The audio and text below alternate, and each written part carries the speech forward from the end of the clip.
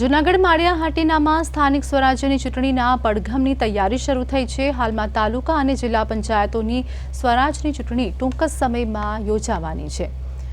ભાજપે માળિયાહાટીના વડિયા ગામે આમ આદમી પાર્ટીના 50 યુવા કાર્યકરો ભાજપમાં ભળી જતા રાજકારણ ગરમાયું હતું।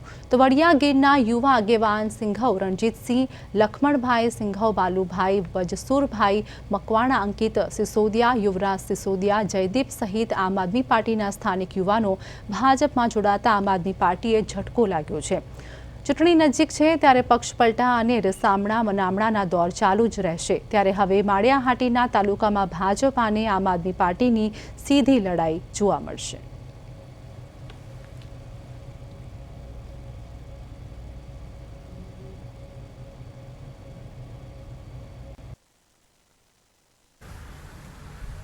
વડિયા ગામના નવયુવાનો રણજીતભાઈ અને એમની ટીમ, એમના સાથી તમામ આમ આદમીના યુવાન મિત્રો આજે આમ આદમી છોડી અને ભારતીય જનતા પાર્ટીની અંદર ભાજપની વિચારધારા જોઈ અને ભારતીય જનતા પાર્ટીના વિકાસના કાર્યો જોઈ અને ભારતીય જનતા પાર્ટીની અંદર તમામ મિત્રો આજે માનનીય સાંસદ શ્રી રાજેશભાઈ ચુડાસમા, તાલુકા પંચાયતના પ્રમુખ શ્રી દિલીપભાઈ તથા તાલુકાના ભાજપના આગેવાનોના હાથે ખેસ પહેરી અને આજરોજ તમામ ભાજપની અંદર પ્રવેશ કરે છે। આજે અમે આમ આદમી છોડી અને 50 કાર્યકરો સાથે બીજેપીમાં જોડાયા છીએ।